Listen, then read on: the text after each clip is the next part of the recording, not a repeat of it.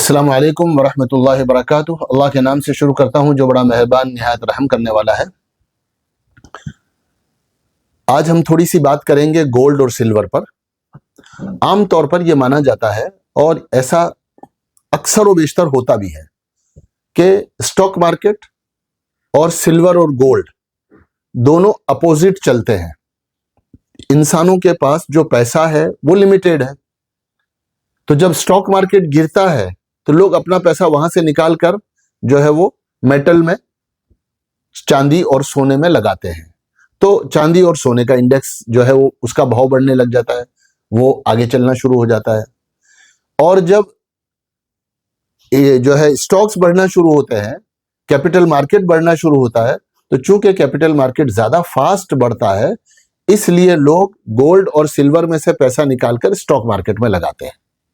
ये एक general perception है, इन जनरल मानी हुई चीज है कि आम तौर पर जब स्टॉक मार्केट परफॉर्म करता है तब सिल्वर और गोल्ड जो है वो फ्लैट होते हैं, और जब सिल्वर और गोल्ड परफॉर्म करते हैं, या यूं कहिए कि जब स्टॉक मार्केट डाउन ट्रेंड में होता है और अंडर परफॉर्म करता है, तब सोना और चांदी ऊपर जाते हैं। अब आज की डेट में सोने और चांदी का क्या हाल है कि आज की डेट में सोने और चांदी का हाल यह है कि इन्होंने आज तक हिस्ट्री में एक साल में इतना बड़ा रिटर्न कभी भी नहीं दिया। तो अब हम सिल्वर देखते हैं, तो ये दोनों चीजें जो है एक दूसरे के अपोजिट चलती हैं। सिल्वर ने कितना सारा परफॉर्म किया है। सिल्वर 1 जनवरी 2025 को सिल्वर का रेट था 90 रुपीज, NSE सिल्वर, तो ये 89 रुपीज पर ग्राम का रेट था। वो रेट आज बढ़कर कितना हो गया है साहब, एक साल में 90 रुपीज से लेकर सिल्वर जो है वो वीकली चार्ट के एतबार से इसने हाई बना दिया है 204 का, यानी 2,04,000 रुपए किलो हो गया।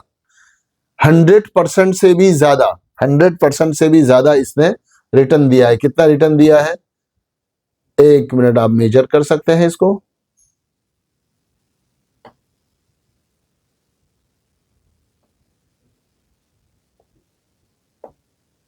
$129 का रिटर्न दिया है इसने 11 महीने और 2 हफ्तों में। अब क्या करें, जल्दी जल्दी फोमो हो गया है हमको, जल्दी से जाओ और सिल्वर खरीदो वरना रह जाएंगे। और ये सिल्वर तो अभी जल्दी ही जो है 2 से 2.5 लाख हो जाएगा और 2.5 से 3 लाख हो जाएगा। इस तरह का फोमो क्रिएट न करें। ऐसे ही गोल्ड का भी आप देख लीजिए,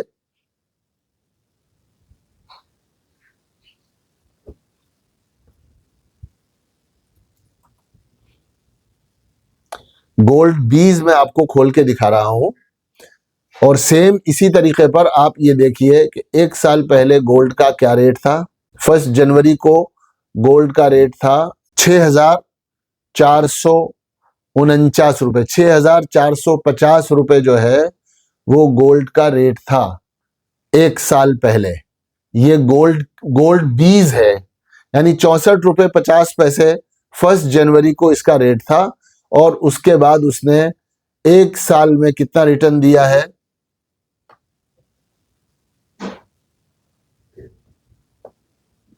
73% का। अल्लाह अकबर, इतना सारा रिटर्न वही 11 महीने 2 हफ्तों में, 11 महीने 3 हफ्तों में 64% का रिटर्न दिया, 73% का रिटर्न दिया है। ऑलमोस्ट 74% का रिटर्न हाई बनाया है उसने, अभी थोड़ा सा नीचे है। तो बात ये करनी है कि क्या अभी हम जाकर सारा पैसा स्टॉक मार्केट से निकाल करके, या कोई दुकान मकान बेच करके, या कोई आपने जो है पैसा कहीं भी रखा हुआ है सेविंग में, वहां से उठा करके हम जो है गोल्ड में डाल दें।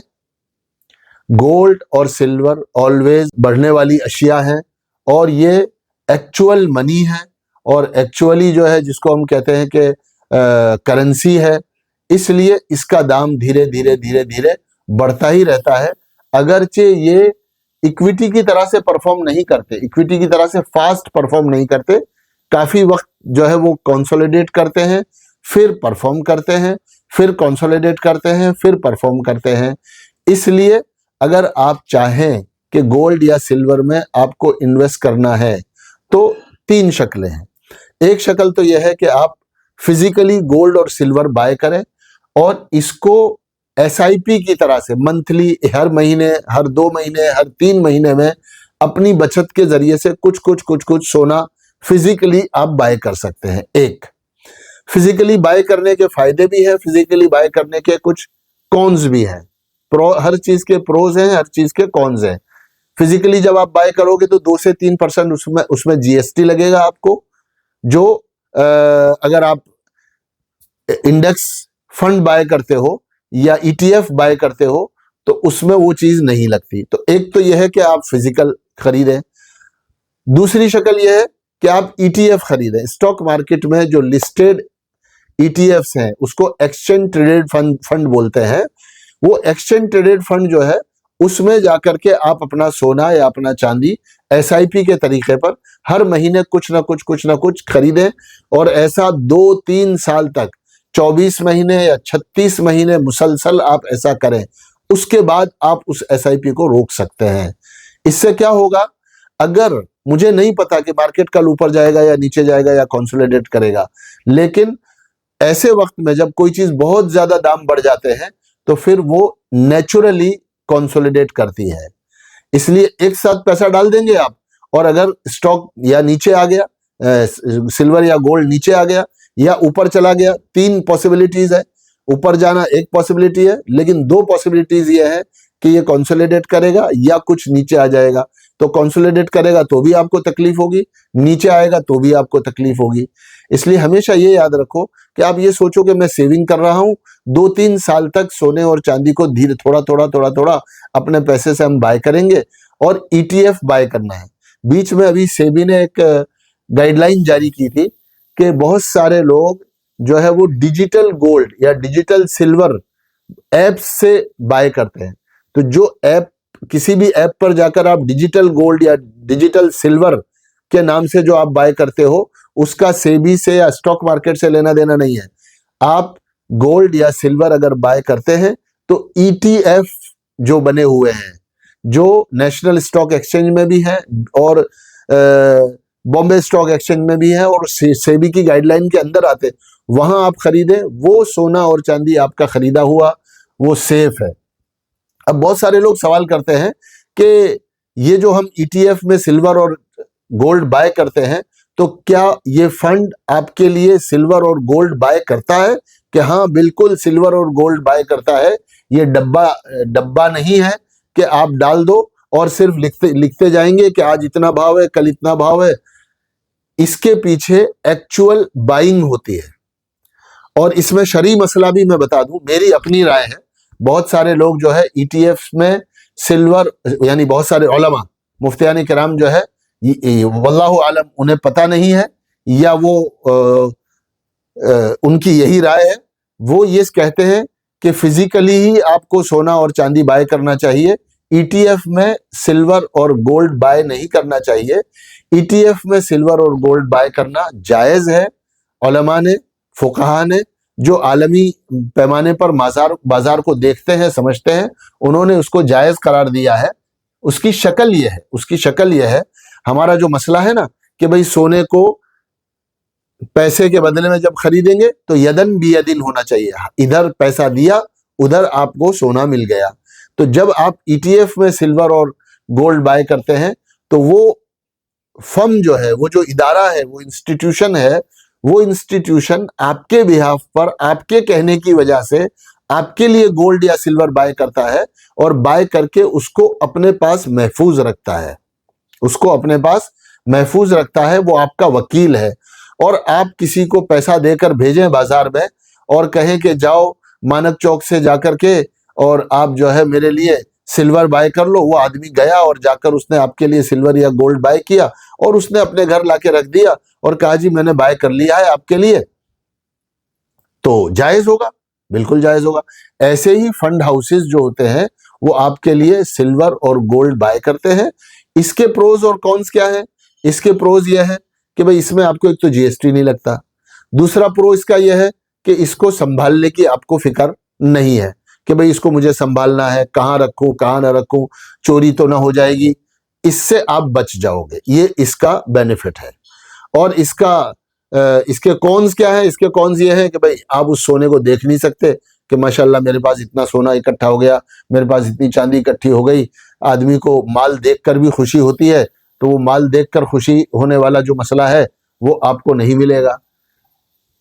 कौन से फंड में, किस फंड के ETF बाय करने चाहिए? तो इसमें आपको ये देखना है, आप किसी भी मनी कंट्रोल की वेबसाइट पे चले जाओ या वैल्यू रिसर्च की वेबसाइट पे चले जाओ या कहीं भी आप देख लीजिए, जिस फंड का ETF आप देख रहे हैं, आप ये देख लें कि वो फंड 95% से लेकर 100% तक, 95% से लेकर 100% तक जो भी पैसा उसके पास आता है, उस पैसे से वो प्रीशियस मेटल, सोना या चांदी, जौन सा भी ETF है, वो खरीदता है। और वो अपने पैसे को डेट में नहीं लगाता, वो अपने पैसे से बॉन्ड नहीं खरीदता और किसी और जगह पर पैसा नहीं लगाता। सारा पैसे का मतलब 95, 96, 97% या 100% तक वो अपने पैसे से सारा का सारा जो है गोल्ड या सिल्वर बाय करता है। तो ऐसे किसी भी ETF में आप जो है यकमुश्त लमसम भी सोना और चांदी बाय कर सकते हैं और आप उसमें SIP भी कर सकते हैं। तो मेरा मशवरा आपको यह है कि आप सोने और चांदी में इन्वेस्ट करें। अभी के अभी नहीं बढ़ जाएगा, बढ़ गया आपके नसीब की बात है, लेकिन सेफ साइड यह है कि आप उसमें SIP करें और SIP करते हुए थोड़ा थोड़ा बाय करके आप उसको इकट्ठा करें।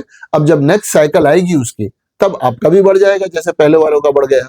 इसमें यह सोचने की जरूरत नहीं है कि साहब सोना बढ़ गया, हम तो खरीद ही नहीं पाए।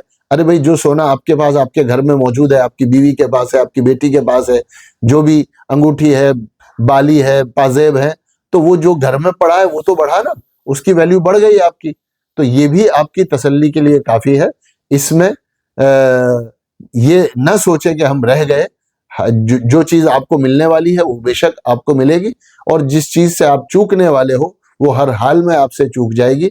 आप किसी भी सूरत में उसको पा नहीं सकते। इसलिए जो चीज हाथ से चली गई उसके बारे में अल्लाह ताला फरमाते हैं कि जो चीज तुझे न मिली हो वो तुझे मिलने वाली नहीं थी, और जो चीज तुझे मिलने वाली थी अल्लाह ताला उसके लिए असबाब पैदा कर देते हैं और वो चीज आपको मुहैया हो जाती है। अस्सलामु अलैकुम व रहमतुल्लाहि व बरकातुहू।